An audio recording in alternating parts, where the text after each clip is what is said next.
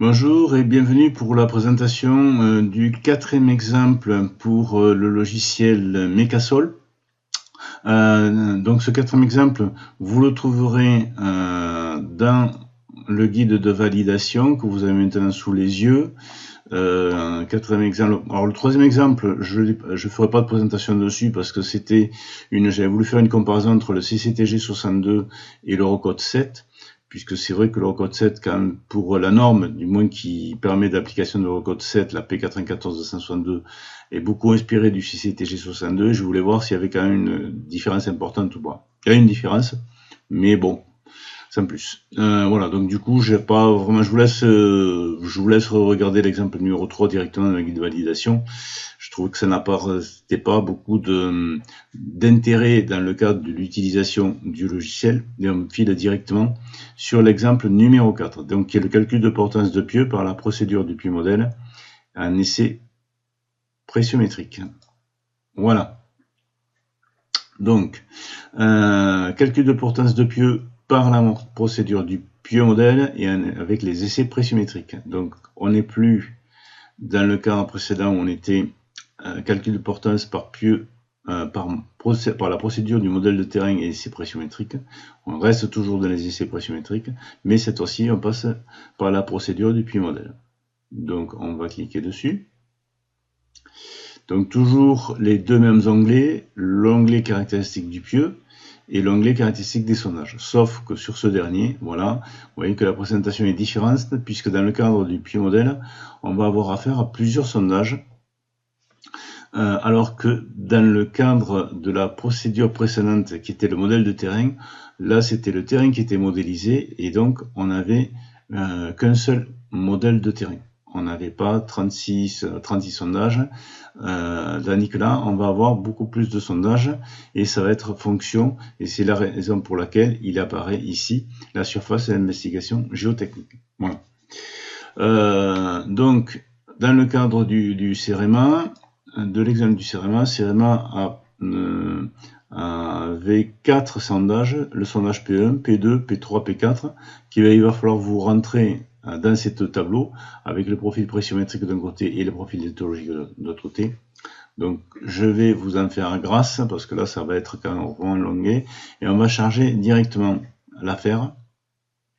Donc vous pouvez cliquer dessus et vous avez dans votre dossier compressé, vous trouverez dans l'exemple dans le dossier data un document qui va s'appeler EX4 CEREMA 1 avec des fichiers XML que vous ne voyez pas là, puisqu'en fait je cherche uniquement que le TXT, mais je cherche uniquement que le TXT comme expliqué dans la notice. Et je fais ouvrir, et voilà donc mes 4 sondages qui vont apparaître. Alors on dirait, comment je sais qu'il y a 4 sondages, 1 c'est indiqué ici, et 2, il n'y a pas beaucoup de différence au départ, mais à la fin, il y a par contre j'ai des différences, et donc vous voyez que le sondage numéro 2, vous voyez que les valeurs changent, le sondage numéro 3, les valeurs changent aussi, et les sondages numéro 4, les valeurs changent aussi. Ici, ça ne change pas, j'ai exactement les mêmes hauteurs partout de remblai et de rocher, puisque le gneiss a été assimilé à du rocher. Voilà donc il n'y a pas de nappe de rencontré, les caractéristiques du pieux, du coup c'est un pieux qui descend à 25 mètres, en forêt simple, géométrie circulaire et diamètre 100. Bon, c'est ce qui figure voilà, semelle ouvrage d'art, pieux forêt simple, 2 couches de sol rencontrées, l'argile. Alors l'argile effectivement dans lequel en fait on ne prend bien sûr pas de résistance aux pointes, on ancre directement dans le gneiss et pas de frottement non plus. Donc c'est pour ça qu'elle est assimilée à du remblai. Voilà. Et après, la surface d'investigation. Alors, ça, vous ne le trouverez pas dans le guide du CEREMA, puisqu'en fait, le guide du CEREMA et j'ai fait en même temps une comparaison, fait un calcul de valeurs caractéristiques suivant l'annexe D de l'EN 1990. Alors que moi, je suis parti sur la procédure pieux modèle, j'ai voulu voir ce que ça donnait en différence. Voilà. Donc voilà un petit peu peut-être la petite différence qu'il va y avoir. On lance le calcul, Alors, vous inquiétez pas, vous allez avoir des avertissements et c'est logique, puisqu'en fait, la reconnaissance de sol s'est arrêtée à 27,50 m. Or, en fait, mon pieu, la base de mon pieu est à 25 mètres de profondeur. Or, on demande en général qu'on ait toujours 5 mètres en dessous, 5 mètres reconnus en dessous de la base du pieu. Donc ça devrait faire une procédure, une orange doit avoir une reconnaissance jusqu'à 30 mètres. Là, c'est pas le cas. Donc du coup, le logiciel va faire les avertissements. Il va y avoir 4 avertissements, puisqu'en fait, j'ai les 4 sondages, ce sont tous les 4 arrêtés à 25,50 m. Pour autant, ça n'empêchera pas le calcul. On y va. Alors, bien sûr, pas d'effet de groupe. Je l'ai bien indiqué ici, pas d'effet de groupe. Et après, pas de calcul de Tasman non plus. Voilà. On y va pour le calcul.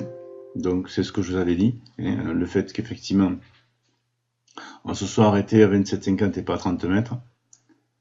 Donc, on dit qu'on veut continuer le calcul. Voilà. Et calcul terminé. OK. Voilà, donc vous avez l'affichage par l'éditeur interne de la note de calcul. On va le prendre directement. Hop, voilà.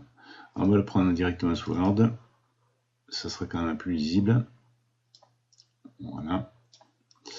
Et là, ça va nous permettre de comparer. Donc du coup, donc cette fois-ci, alors, je descends directement à la comparaison. J'ouvre, voilà, les résultats. Donc, sur chaque, vous avez pour la partie résistance de pointe. Donc, vous avez en fait un résumé du calcul pour chaque sondage. P1, P2, P3, P4. Vous avez dessous la partie définition. Voilà. Donc, par exemple, quand c'est marqué A, BA, c'est le max de B-min, etc. Donc, c'est toutes les valeurs qui ont permis de déterminer à la fin la valeur RB, plus les vérifications. C'est pour ça que vous avez ici, par exemple, la valeur OK et la valeur OK. On va y revenir. Donc, ça, A et B, c'est les bornes d'intégration avec D moins B, D plus 3A. L'intégrale pour la détermination de la pression limite équivalente, P étoile L, LE, que vous avez ici. Donc vous avez le calcul s'effectue sur les 4 sondages, 4,81, 4,95, etc. Et on peut comparer avec le CEREMA. Donc le CEREMA ne calcule que sur 2 chiffres significatifs, j'en ai 3, donc il peut y avoir quelques différences. Mais en fait, on voit que pour le PE, la pression limite nette équivalente est de 4,84 pour le CEREMA, 4,841 pour le logiciel. Et vous voyez que pour les 3 autres sondages, excusez-moi, les valeurs sont quasi identiques. 4,95, 4,95, 4,87,8, 4,88, 4,857, 4,86, on a des valeurs identiques. Voilà. Après, la valeur d'encastrement, donc du coup, là, on vérifie simplement l'homogénéité de la couche. Donc ça veut dire qu'en fait, si elle est inférieure à 2 fois le minimum, c'est bon. On calcule après l'encastrement effectif de EF, avec sa nouvelle intégrale, et on vérifie, alors vous l'avez ici, voilà, c'était là, la vérification de la profondeur d'encastrement du pieu de la couche porteuse, profondeur d'encastrement du pieu de la couche porteuse de répondre aux conditions de la note 1 de l'annexe F, voilà. Et après, vous avez la valeur du Kp max, donc Kp max 1,45 pour les deux, et on a la valeur du Kp, donc il doit être de 1,42. Alors voilà, donc pour le sondage P1, 1,42, 1,36, 1,35 et 1,41, on a exactement les mêmes chiffres pour le logiciel. Donc ce qui fait que du coup, on a bien entendu une valeur, on aura une valeur identique pour les résistances de pointe, pour les valeurs de RB. Voilà. Ça, c'est pour la résistance de pointe. Pour la résistance de frottement axial RS, donc là, pareil, le calcul se fait par sondage. Donc sondage 1, avec le premier tableau, sondage 2, deuxième tableau, sondage 3, troisième tableau, et sondage 4, quatrième tableau, où on retrouve les valeurs. Et en fait, on va directement aux valeurs de RS. Alors là, moi j'ai une petite contestation avec le CRMA qui me trouve 2,95 pour la valeur P1 alors que moi j'ai 2,76. Par contre sur les 3 autres sondages, on a des choses qui sont cohérentes. On a bien P2, je suis moi 2,695, donc soit 2,70, le CEREMA est à 2,72. Pour le P3, je suis à 2,709, le CEREMA est à 2,71, on est quasiment, là on est quasi identique. Et pour le P4, on est à 2,796, le CEREMA est à 2,80, donc là aussi c'est pareil, on est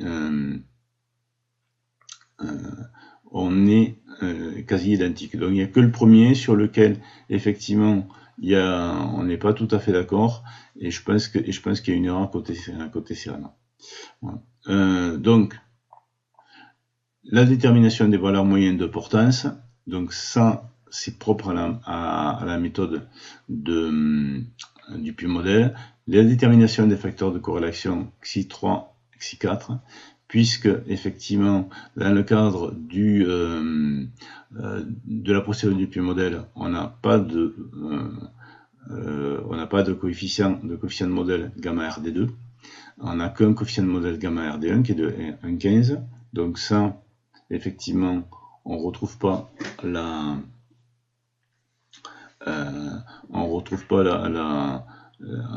les équivalents chez dans le document du CEREMA. Par contre, le RC moyen, bon, vous voyez qu'on a à peu près des valeurs à peu près identiques, 8,05 méganewtons, 8,1 méganewtons pour le CEREMA, mais ça vient, la différence vient effectivement de cette valeur-là. Et après, on a un RCK, alors là, ça va être intéressant, c'est la résistance caractéristique, donc elle est ici. Moi, je suis à 6,597 et le CEREMA est à 6,58. Alors, en fait, vous allez me dire, mais finalement, entre la méthode utilisée par le CEREMA, donc qui est cette annexe D, et la méthode du PuModel, on a quasiment les mêmes valeurs. Alors pas tout à fait, parce qu'en fait ce qu'il y a c'est que là je suis parti vraiment sur une valeur minimale, une surface d'investigation géométrique minimale de 100 m², 10 par 10. Je vous ai mis entre parenthèses une surface d'investigation beaucoup plus importante, donc de 30 mètres par 20 mètres, soit 600 m², et on voit que là par contre les valeurs sont beaucoup plus basses. Donc elles sont de 6,08 pour 6,58 côté CEREMA et de 5,53 pour 5,98 côté CEREMA. Donc en fait, là par contre, on a quand même une différence. Donc c'est pour ça que cette méthode de l'annexe D, moi elle m'apparaît pour quand même un petit peu optimiste. Voilà. Mais on retrouve bien, ça permet quand même, le logiciel, on retrouve bien les valeurs quand même du CEREMA. Voilà, c'était aussi le but dans le cadre de cette validation. Voilà, après fichier de données, toujours pareil, dans l'exemple 4, vous trouverez deux fichiers data. Le fichier data des sondages, dans lequel vous avez les sondages pressiométriques P1, P2, P3, P4, et le data exe4 zip, qui en fait va vous sortir ceci, et vous devrez pour le logiciel charger le TXT, et qui lui-même va se charger de charger les fichiers XML. Pensez toujours, l'important, c'est qu'il faut que ces fichiers XML soient toujours dans le même dossier, dans le même répertoire, excusez-moi, que le fichier CEREMA TXT. Voilà pour ce que j'avais pour l'exemple numéro 4. Je vous remercie de votre attention. À bientôt. Au revoir.